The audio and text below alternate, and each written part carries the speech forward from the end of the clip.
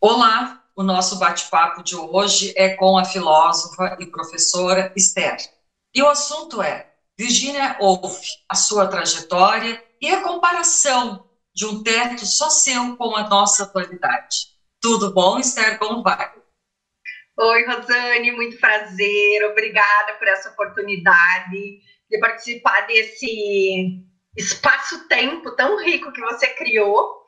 Para mim é uma honra, é uma alegria poder conversar contigo e com as pessoas que têm acompanhado o canal. Eu sou uma delas. O canal tem feito eu pensar muitas coisas que para mim pareciam muito naturais, muito óbvias. E hoje o que eu estou me propondo a fazer aqui, compartilhar contigo, é justamente um elemento que parecia muito óbvio, muito natural para mim, até o começo da pandemia. E a Virginia Woolf, ela é um mote mesmo para a gente pensar como é que nós estamos nos relacionando com o nosso espaço privado. A Virginia Woolf, ela foi uma escritora inglesa do início do século XX. Tá? Ela nasce no final do 20 e no final do 19 e falece no início dos anos 40, em 41. E ela foi uma figura bastante importante para as mulheres no que diz respeito às possibilidades que ela também ajudou a abrir para o campo da escrita feminina, como um reconhecimento, né, da qualidade que a mulher pode ter no campo da literatura, algo que era bastante questionável ainda naquela época, mas ela já reconhecia que muitas mulheres antes dela tinham aberto o caminho e que para ela era muito mais fácil ser escritora do que tinha sido no século anterior. E nos outros ainda muito mais. E aí eu já conhecia um livro dela que chama Um Teto Todo Seu, coisa assim de leitura de muito tempo. Olha que capa mais linda dessa edição brasileira. Muito bonito. E ele é um conjunto de 4 palestras que ela dá numa faculdade para mulheres, coisa que era algo assim já muito moderno para sua época, ter uma faculdade para mulheres. E ela conta como é que se deu a trajetória para ela escrever os textos que ela apresentou para essas mulheres. E a questão era sobre as mulheres e a literatura. E ela se botou a pensar por que nos séculos anteriores tinha tão poucas mulheres escrevendo. E por que havia rupturas nos textos que as mulheres escreviam. Então, assim, muito resumidamente, para a gente entrar no nosso assunto, ela chega à conclusão que as mulheres não tinham um teto todo seu. Que aquelas que tinham tido a coragem de escrever, elas tinham que escrever na sala social, na sala de estar, onde qualquer um poderia entrar. E os textos têm ruptura, e ela hipostasia, né, que deve ser no momento em que alguém entrou e ela teve que parar e esconder o que ela estava escrevendo. Então, essa é uma hipótese.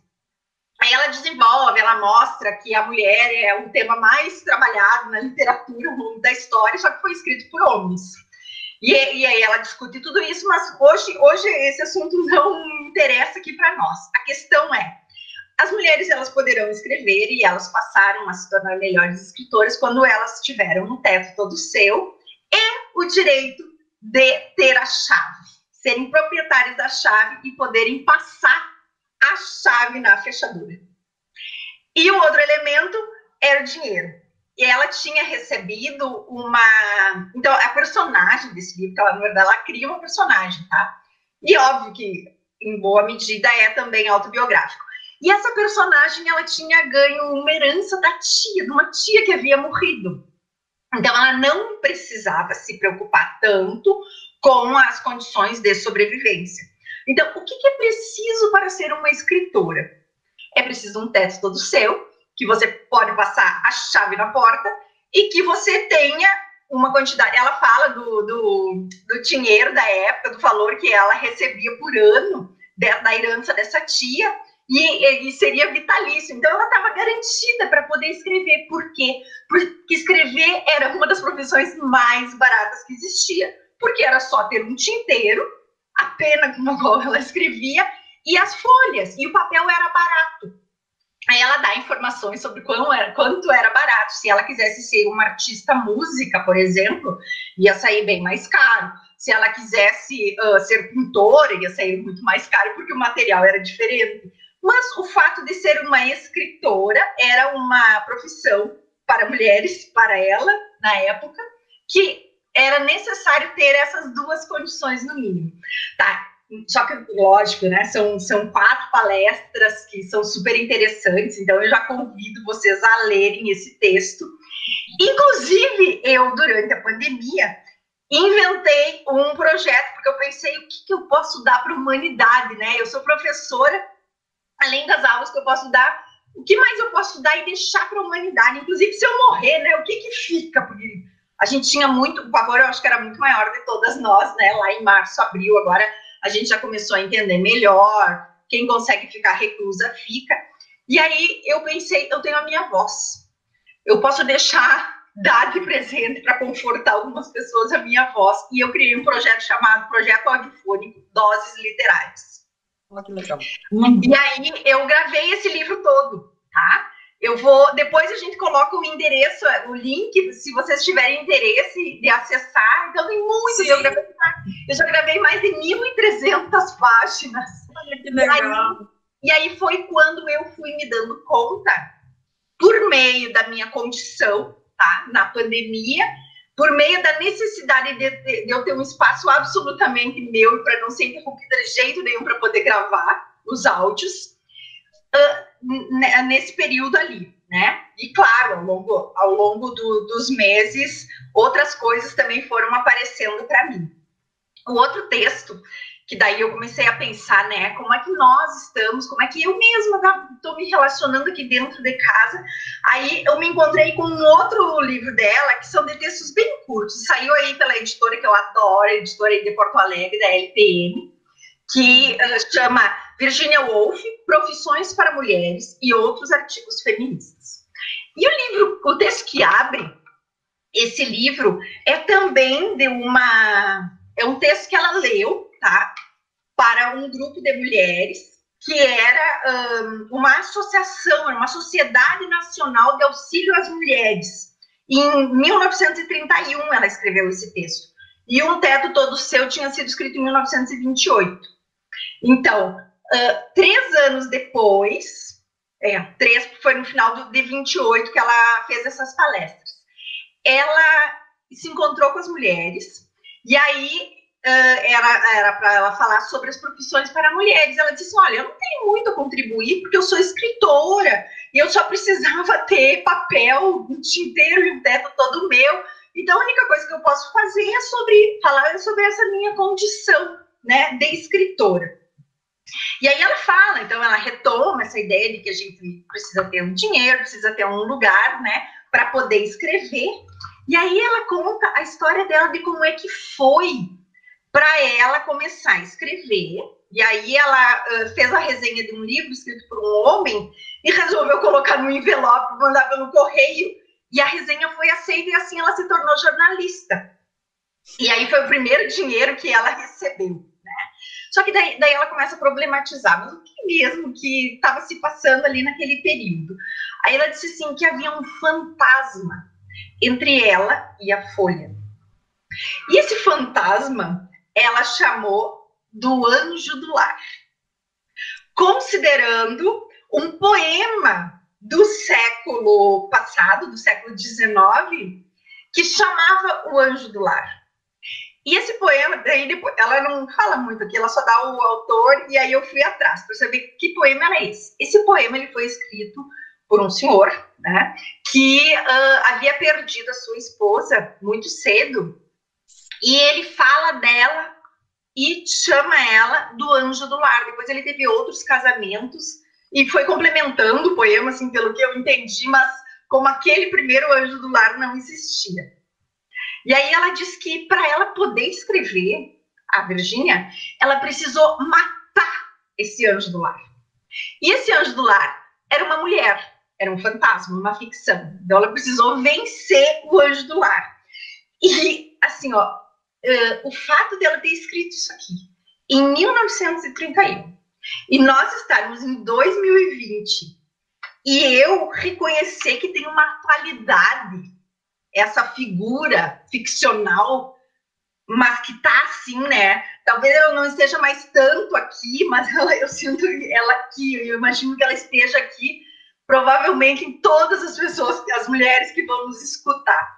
Olha só, quem é o anjo do lar? Eu fiz umas separações aqui para falar como é que ela descreve esse anjo.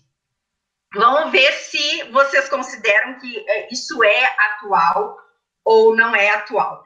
Se algumas de vocês já conseguiu matar ou mandar para muito longe, não deixar entrar naquilo que vocês estão fazendo para que não se atravesse. Ela diz assim: o anjo do lar costumava aparecer entre mim e o papel enquanto eu fazia as resenhas. Era ela que me incomodava. Tomava meu tempo e me atormentava tanto que, no fim, matei essa mulher. Vocês, que são de uma geração mais jovem e mais feliz, talvez não tenham ouvido falar dela. Talvez não saibam o que quero dizer com o anjo do lar. Vou tentar resumir. Ela era extremamente simpática, imensamente encantadora, totalmente altruísta, excelente nas difíceis artes do convívio familiar.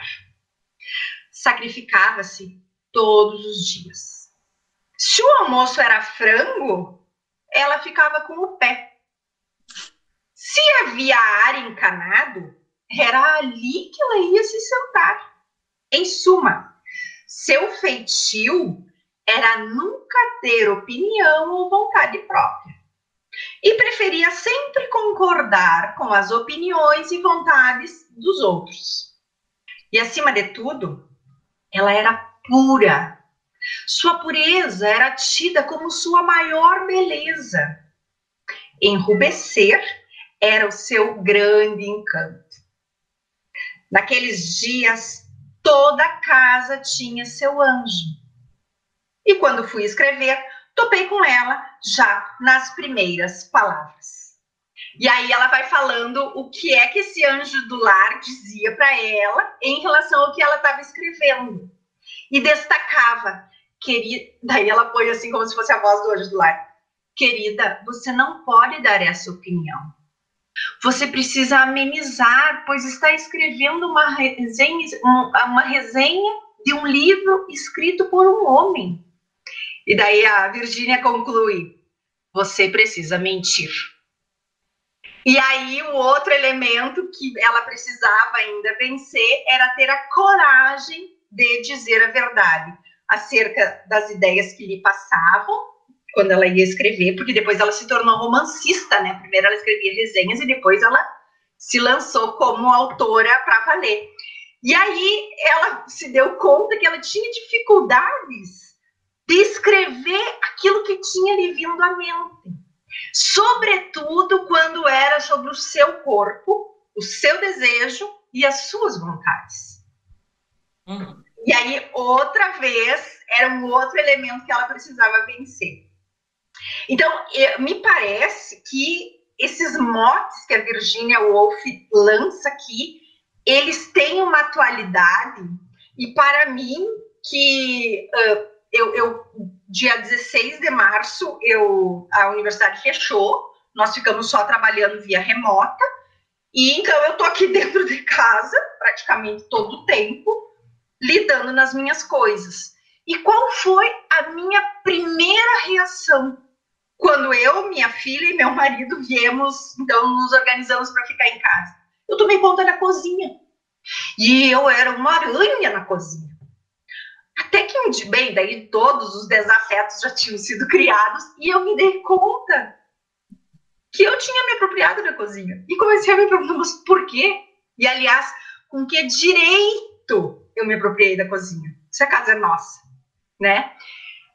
E aí, lógico, e eu preciso fazer um parênteses, assim, Gente, pode ser que vocês considerem que é um absurdo que eu esteja falando, porque afinal de contas, né, este país que ainda está cheio de sem teto, que as pessoas não têm uma casa, um teto para viver, o que dirá ter um teto todo seu.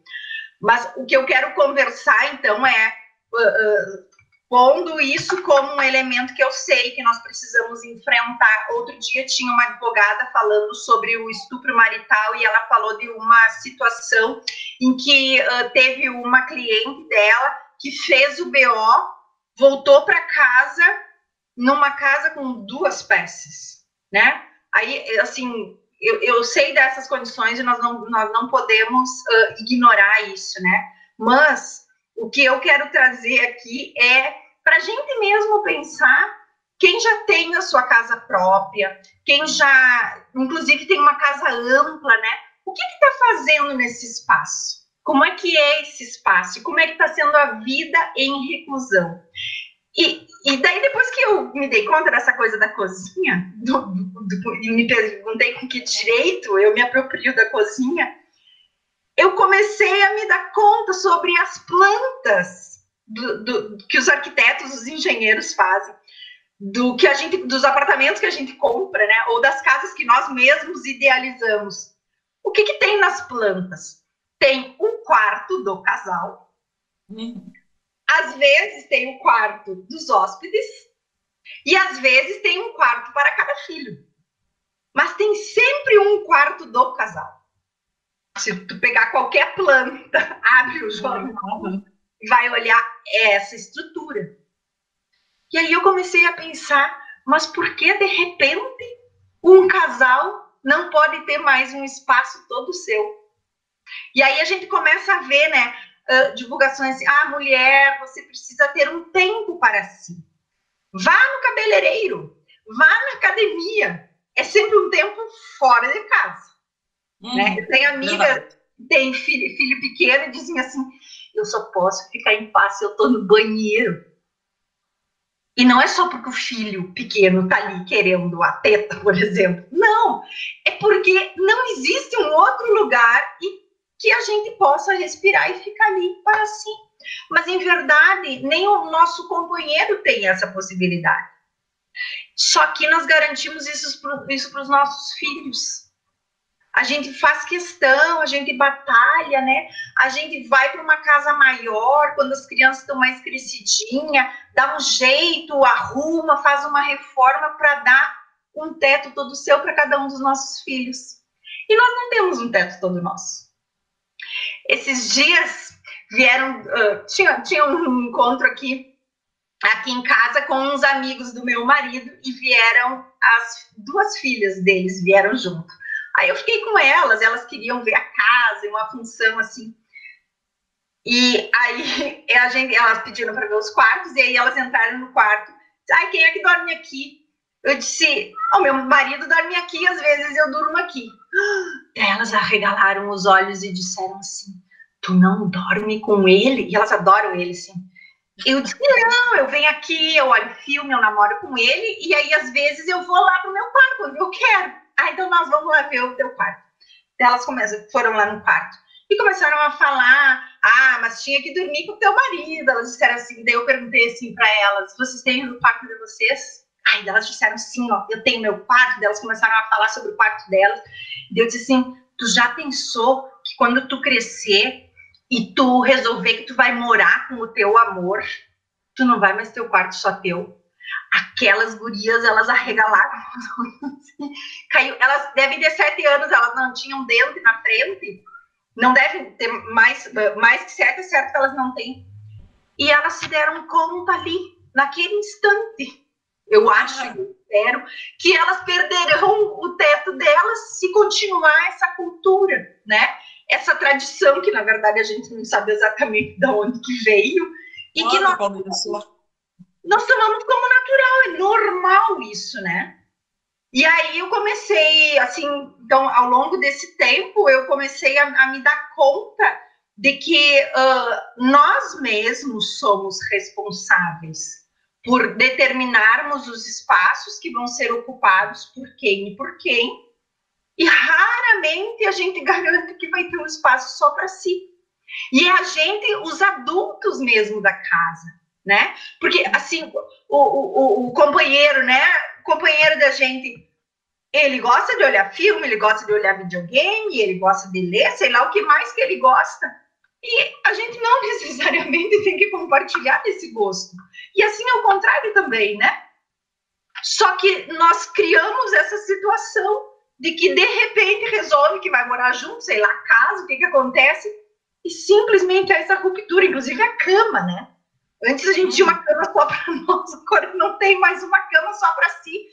E aí, que responsabilidade eu tenho se o outro tem insônia, ou vice-versa, se ronca, se mexe muito na cama, e acaba virando um horror, né? Aquilo que podia ser muito interessante, muito bonito, e é a realidade, é o que nos chega, né? E todos nós acabamos tendo essa situação.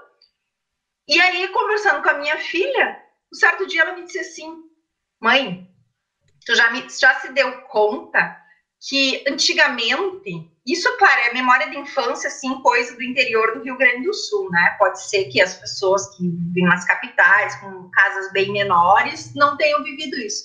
Mãe, tu já se deu conta que antigamente as mulheres tinham a sala de costura e os homens tinham a marcenaria?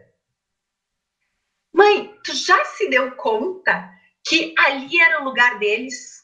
Quando dava alguma coisa na família, cada um ia para aquele lugar e ninguém entrava.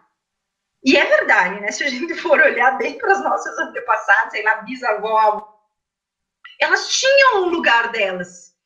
E os nossos avós e bisavós também tinham um lugar deles. Era lugar de trabalho, mas era deles. E eu não sei, assim, o que eu conheço, essas histórias, assim, era um lugar respeitado.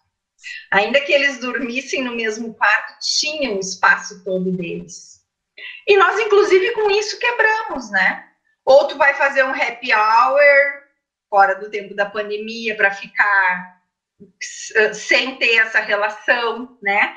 Mas ficar sozinha mesmo, se havendo consigo mesma, fazendo alguma coisa, descobrir alguma coisa que gosta, é algo que não está nem nos projetos de arquitetura, de engenharia, nos nossos projetos do que é uma família. Uma mãe não está sempre disponível, ter um horário, né, dela, ó, agora eu estou em tal lugar dentro de casa, não precisa fugir, né, desaparecer. Inclusive a minha mãe dizia, eu vou fugir para o mato, porque é o que lhe restava. Não sei lá se eu estou falando coisas que talvez as mães e vocês também pudessem ter dito, né, nesses períodos. Então, assim, são elementos que a literatura da Virginia Woolf trouxe para mim, né, e provocou esse pensamento e fez com que eu me desse conta de que muitas vezes somos nós mesmas que criamos essa situação. Por uma tradição, por não ter nos questionado, porque é natural e é óbvio, né, que tem o quarto do casal, é óbvio que a sala de estar ela seja muito ampla, que os espaços sociais da casa, de quem tem que construir uma casa assim, sejam pensados e não ter um lugarzinho para ti, né? Enfim, foi isso que me ocorreu, assim, que eu achei que seria algo que nós poderíamos problematizar aqui e que poderia servir, né, para cada uma de nós avaliar. Refletir sobre essa temática. E acho que não ficar com a questão, assim, com romper com padrões já, assim, impostos, com regras, com questões, assim, naturalizadas. Que é importante levantar essa questão como, por que dormir junto? Se cada um pode ter um espaço. Isso vem do amor romântico, de dormir agarradinho, como se toda noite fosse possível isso acontecesse, sabe? Inclusive, a tendência é não ser isso justamente porque dorme junto toda noite, né? Na mesma cama, eu tenho uns amigos que fizeram doutorado na Alemanha, eles ficaram lá os 4 anos. E aí eles contaram que a própria cama do casal ele me contou a expressão assim, é Lib, o amor, né? A cama do amor, coloca um pedaço do colchão no meio e aí eles juntam, como junta a cama, né? Se não, tira esse pedaço do colchão e cada um dorme sem ser interrompido pelo outro se mexer ou não. Então, isso eu fiquei... Ele disse assim que o normal isso nas casas na Alemanha é bem assim. E aí foi mais um elemento que eu pensei, né? Não é óbvio, não é natural e não precisa ser assim. Mas também pode ser, né, que tenha o quarto do casal, que se durma na mesma cama, se decide por isso, né? Mas o fato de a gente garantir que vai ter um lugar só nosso é fundamental. E aí eu fiquei pensando, será que o lugar da cozinha, que sempre se diz que é o lugar da mulher, será que não foi uma estratégia, uma astúcia feminina? Eu comecei a maquinar.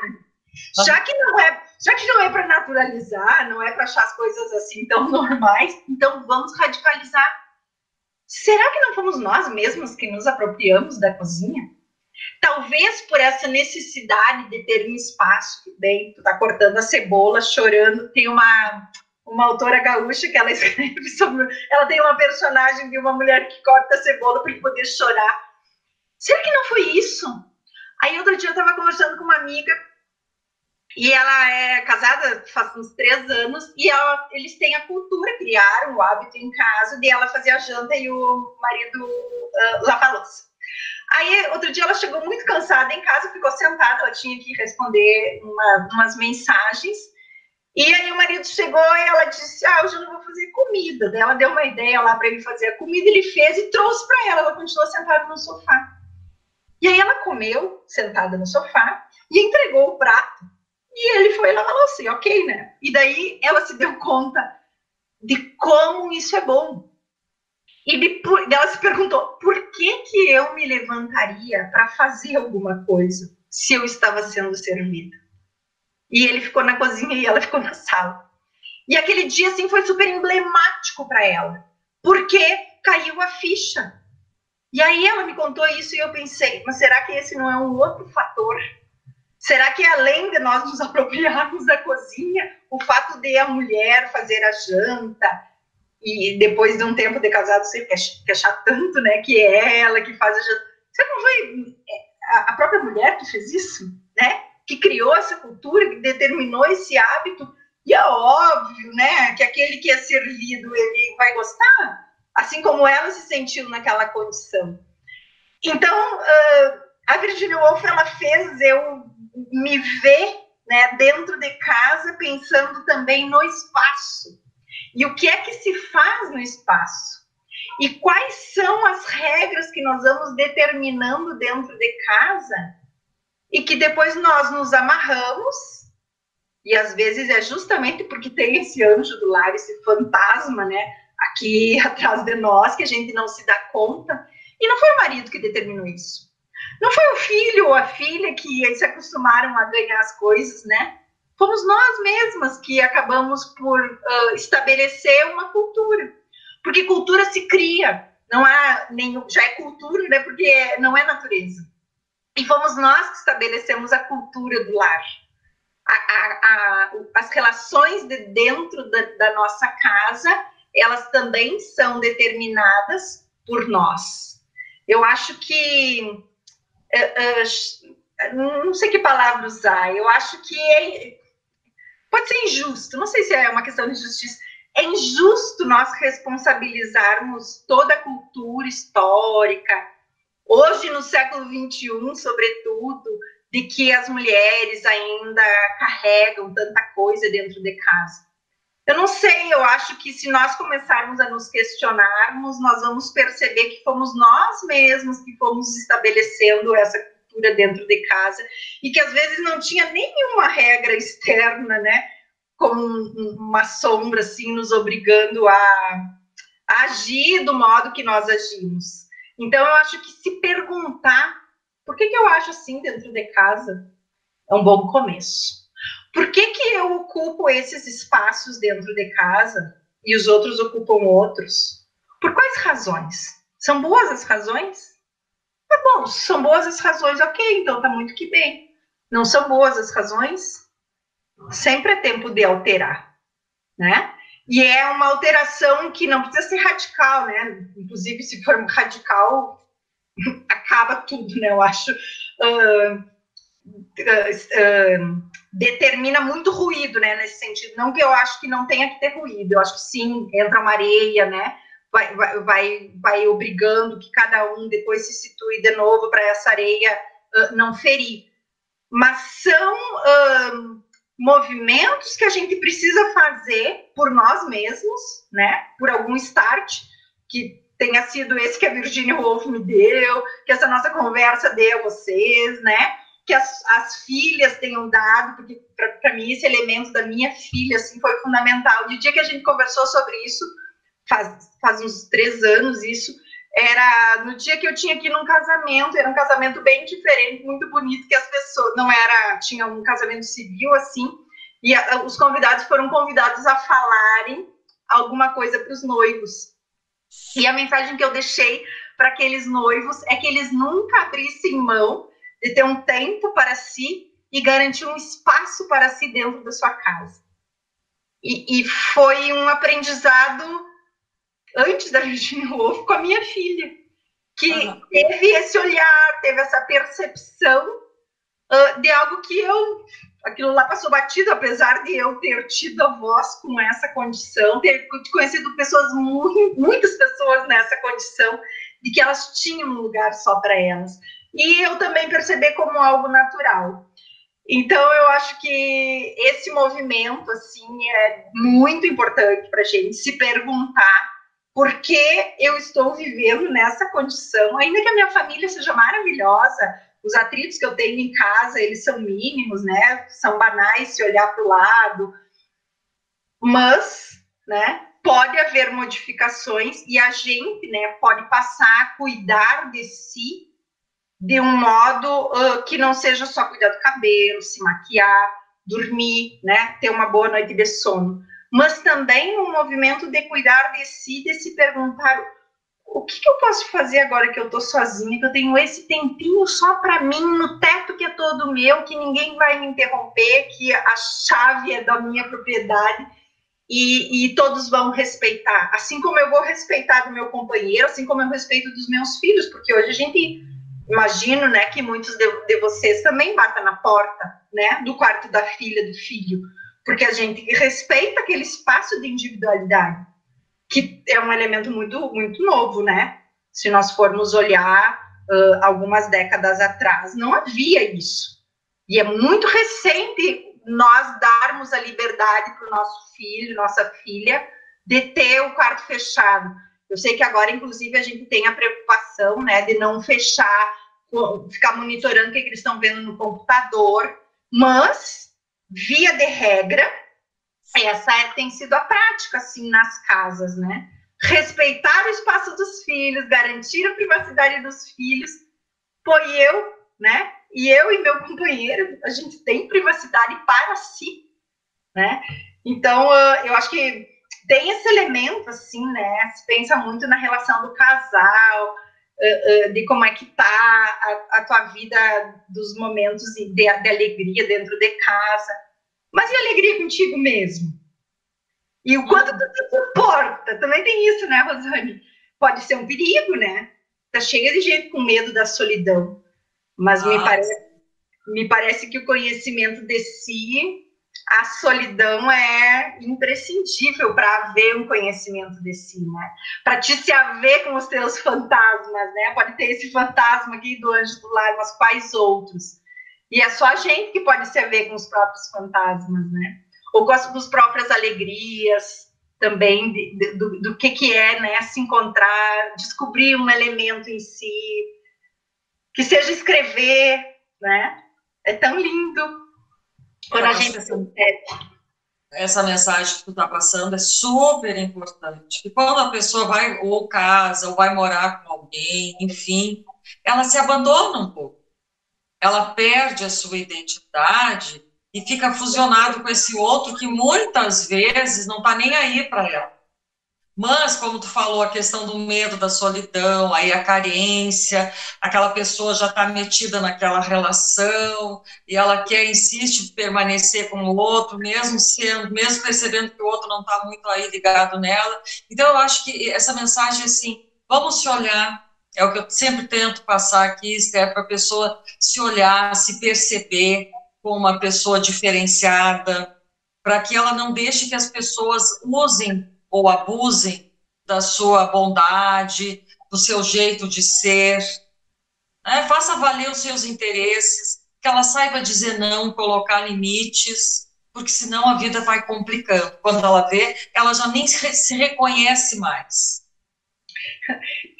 Ela está deixando o anjo do lar falar por ela, né? Se a gente pega essa figura do anjo do lar, para mim, assim, foi perfeita. Não que eu seja muito anjo do lar, né? Às vezes até deveria a pessoa ser um pouco mais doce, é verdade. Tem esses elementos do século XXI, né?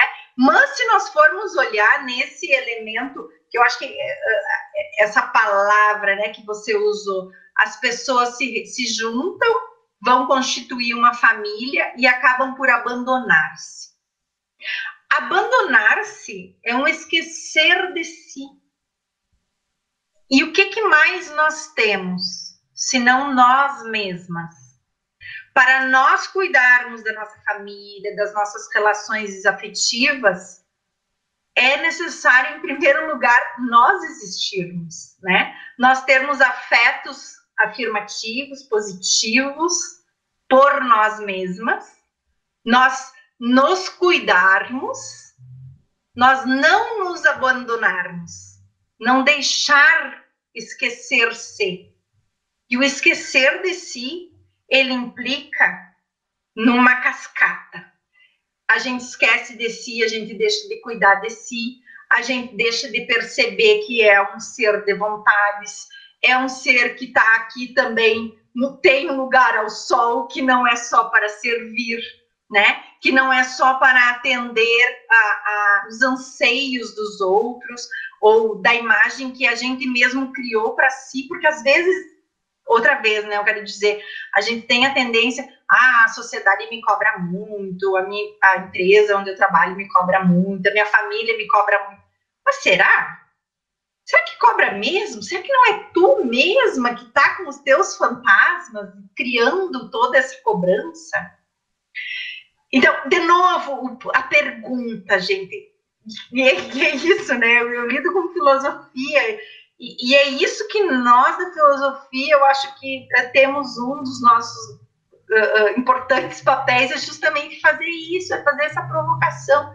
Será mesmo que é a sociedade que cobra tanto da gente? Será que não é a gente que está cobrando?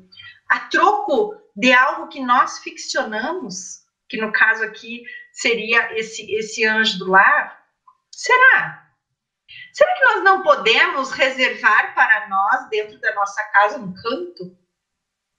Será que não dá para a gente, nem que seja no banheiro, né, no fim das contas, agora, já que a casa é pequena, né, agora o lugar é meu e eu vou ler um conto de 3 páginas, me deixe em paz. Ué, né? É um começo, é um começo. Entende? E aí, se nós cuidamos de nós, se nós reservamos para nós o espaço e o tempo, se nós passamos a olhar para nós, aquilo que podia ser uma cascata de um fim, de um elemento que nós nos perdemos, que aquilo lá vira uma bola de neve e que nós nunca mais vamos poder nos encontrar, se o mundo inteiro cair, né? Porque às vezes tem isso, meu mundo caiu, né? Tô pensando na Maísa. O que acontece quando o mundo de uma mulher cai? Me parece que o mundo de uma mulher cai porque ela já tinha se abandonado há muito tempo, né? Que ela ela projetou todas as suas expectativas em outras coisas que não em si.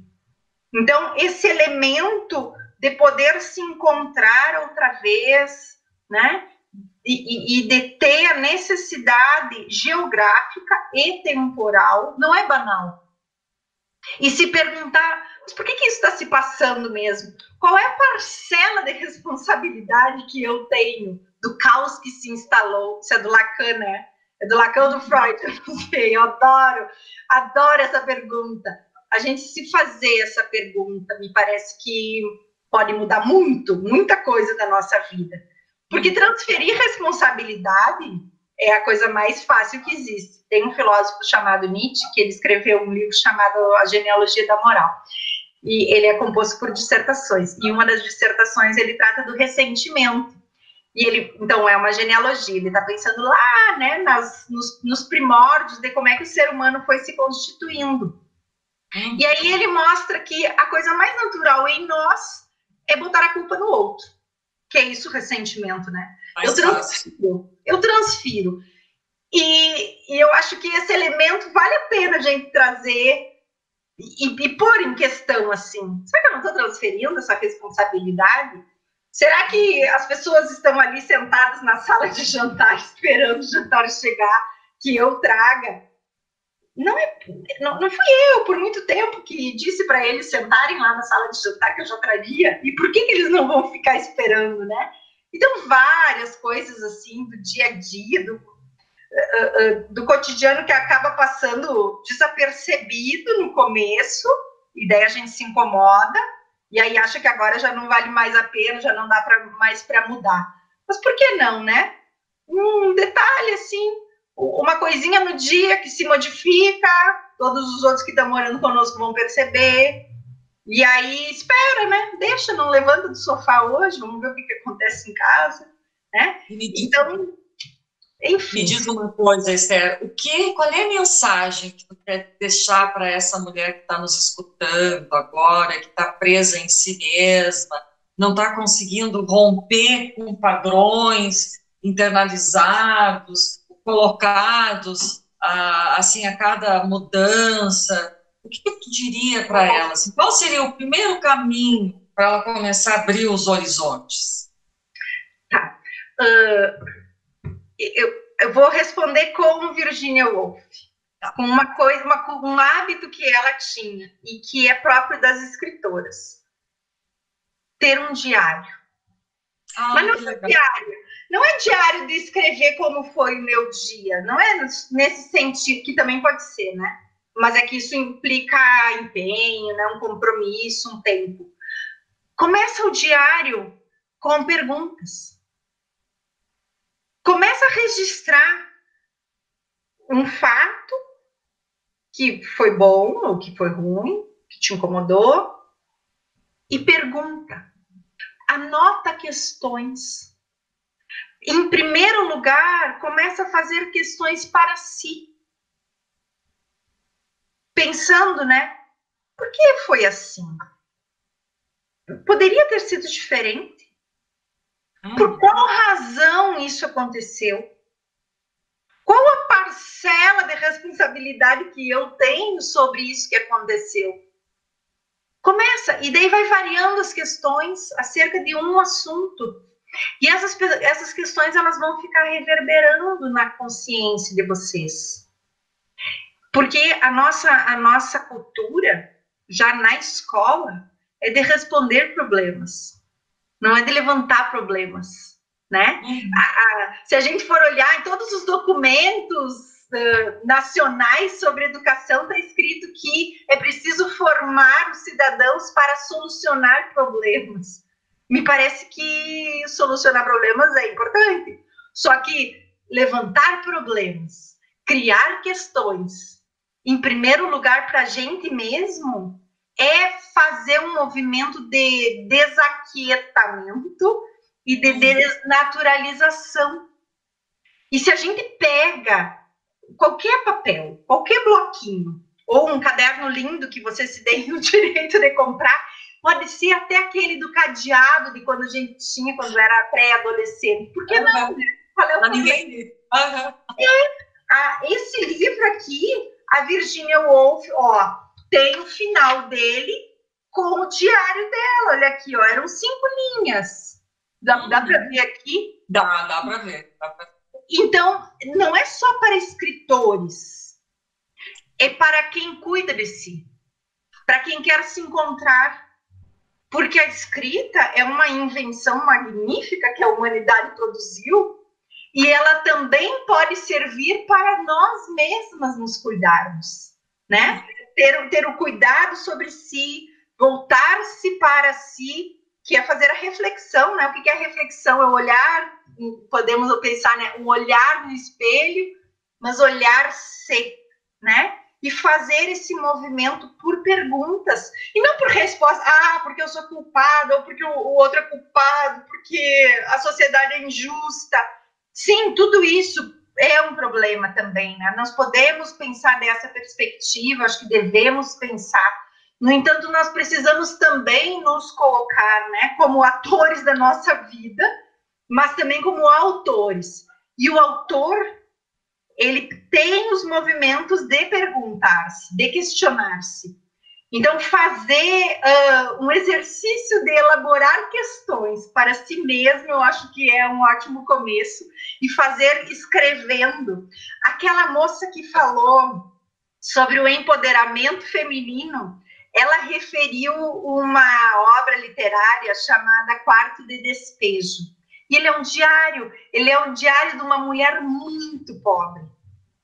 E aí essa convidada, que eu não lembro o nome agora, a convidada da Rosane, ela disse, aquela mulher, ela era uma catadora, e ela morava sozinha com os seus filhos, num lugar, é uma favela paulista. Ela era uma mulher empoderada. E aí, ela disse isso, né, assim, ela me disse, porque tocou para mim, e aí eu fui atrás do livro, e o livro é um diário, que ela escreve, ela tem vontade de matar o presidente e o governador de São Paulo daquele período, porque ela não tem pão para dar para os filhos dela, e tudo isso ela vai escrevendo. Ela escreve sobre a condição das pessoas que moram nas casas de alvenaria, ela faz essa distinção, mas também ela fala dela. Entende? Então, esse movimento de quem sabe escrever, não importa o quão bem escreve ou o quão mal escreve, não importa. É uma escrita para si e uma escrita de si, que eu acho que é um movimento. Livre, sem julgamento, né, Esther? Adorei a tua dica, adorei o nosso bate-papo. E você, gostou? Então, deixa aqui o seu comentário, deixa a sua curtida e se inscreve aqui no canal. Toda semana a gente tem um convidado super especial como a Esther. Obrigada, Esther. Obrigada. Questione-se. Tchau. Tchau.